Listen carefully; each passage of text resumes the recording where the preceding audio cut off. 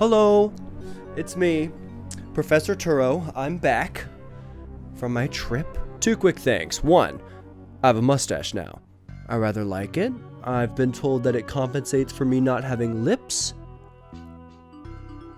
Can't tell if that's an insult or not. And two, on my trip, I was able to witness and study Pokemon Scarlet and Violet in its final, fully patched form. And I am very excited to share my findings and give my ultimate review. So, Excelsior! Or whatever Toro says in the game. I wasn't really paying attention when he was talking, you know what I mean? Placeholder introduction. Alright. Ah! Pokemon Legends Arceus was a triumphant step forward for Game Freak and a massively impressive title. It boldly strides out of its previous formula to deliver an experience full of charm and personality. It finally felt like the Pokemon Company was committed to creating games with new identity and ideas. Arceus reignited a passion for a franchise that I thought would never get out of its own rut, and it was finally fun to like Pokemon again. And then Scarlet and Violet came out. I'm sorry, guys, the game sucks. I'm sorry. It's...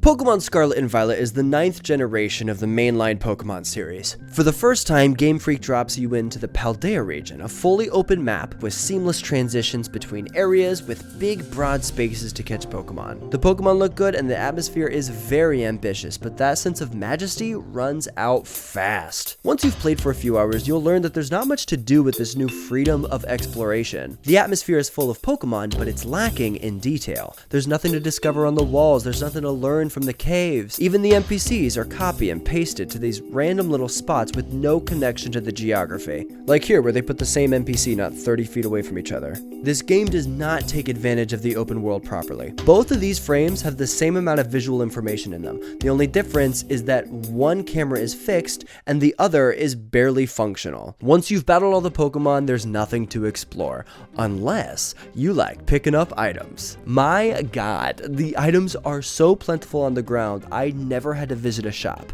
This is true. The only time I ever had to go to the shop in this game was to get X Defense so I could roid up my shiny pig and he can defeat the final boss. The plentiful items are so egregious, I think they even break the crafting ability. In Scarlet and Violet, if you don't want to battle, you can use your Let's Go, which initiates a little showdown between yours and another Pokemon. I actually really like it. It cuts down on grind, it rewards you with a portion of the XP, and then you get items from Pokemon that'll help you craft TMs. But I found so many TMs in the wild that I didn't need to craft anything. On top of that, Terra battles, which aren't particularly challenging, will give you even more items and XP.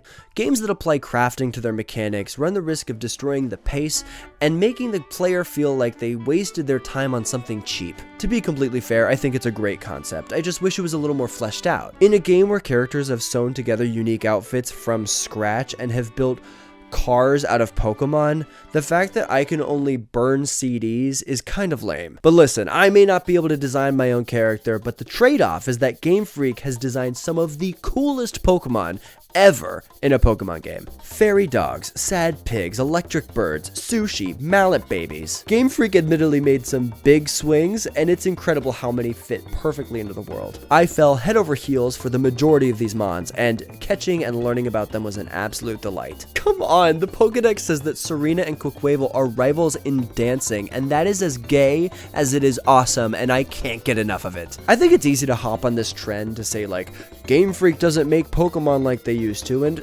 sure, technically that's true, but that's also just lazy boomer speak for things are changing and that scares me. People on Twitter are making fun of the lack of creativity with this Pokemon being named Flamigo, completely forgetting that the first generation had a Pokemon named Seal. I think I've made my point, these Pokemon are good, calm down. Ooh, and the same goes for the character design of the gym leaders in Team Star. Everyone is teeming with personality and uniqueness, and I loved having them on my screen.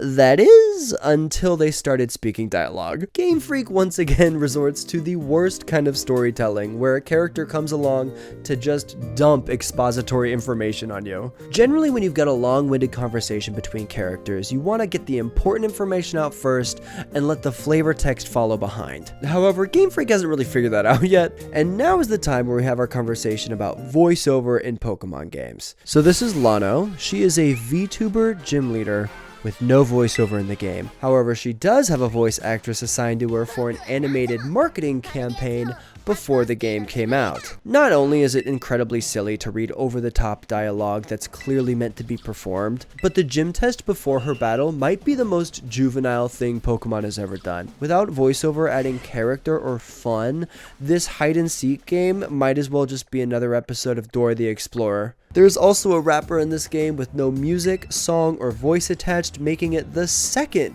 game in a row with a gym leader musician that sings to nothing. I'm not saying that Game Freak needs to add voiceover into their games. What I am saying is if they're gonna do this shit, they have to have voiceover, because at this point they're just undermining their own creativity. It seems like that's the theme that's woven in throughout this title, subverting their good ideas with silly mistakes. There is obviously so much to love about this game. The battles were balanced and cool, the terrestrializing power was really fun to play with. There is so much good here, but it can't help but be taken out of the moment because of some inconsistencies and very weird rules. Pokemon are cool and the battles are fun, but it all feels a little less epic when Pokemon are meandering in and out of the frame. You can't run off cliffs, but you can climb virtually any wall as long as you're jumping backwards. They have musicians in the game singing to nothing. Meanwhile, they commissioned Ed Sheeran to write an original composition for the credits? Team Star has an entire cutscene dedicated to them talking about how they made their costumes from scratch.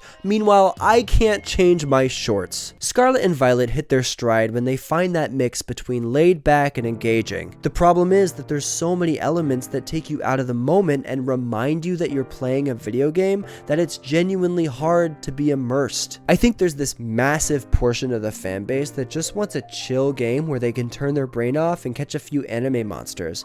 And I think that's fine. This is by far the largest Pokemon game and it's got the most characters, so by default you're gonna have the most stuff to do. Plenty of people just want that from their Pokemon game, and Scarlet and Violet deliver. But the moment you compare it to the rest of the industry, including one from Game Freak themselves, the cracks in the foundation start to become more obvious. The game we have is a very laid-back experience, but that's not by design. In my opinion, this game failed in its attempt to be grand and exciting, and through the product's mediocrity, it excels in simplicity. Okay, so I've gone this entire review without discussing the performance of Scarlet and Violet, and that was very much on purpose. But despite the bugs and the glitches, underneath everything is still a product that feels unfinished. I see a lot of people trying to blame the Switch's hardware for what is going wrong with the game, and I find that irresponsible. It is not the hardware's fault that I can cheat up walls, or that the camera is constantly fighting you, or that in Terra battles the background just zooms in on the Pokemon's eye for some reason. It is not the hardware's fault that the animations are still unexciting and bland, or that the soundtrack just doesn't play correctly sometimes. To blame the Switch for this insipid gameplay is to let the Pokemon Company off the hook for what is obviously a history of mismanagement, and I find that unacceptable. This game broke records for Nintendo. What gets me is that the fans of Pokemon just want a good game to play. They want to get lost in the world that they believe Game Freak has the capacity to offer them. The fans of Pokemon games are showing up. The Pokemon Company is not. I hate this, but Scarlet and Violet gets a small, very small, winning on a technicality small, 3 out of 5. Ugh. Anyway, yeah, that's all I got. Thank you so much for listening. Oh, hold on. Oh, that's my son. Well, I'm gonna get out of here now, because I don't want to deal with that, so yada yada yada and Excelsior, as I say. Or who cares? No one cares. No one cares. Does anyone care? Clap if you care. That's what I thought.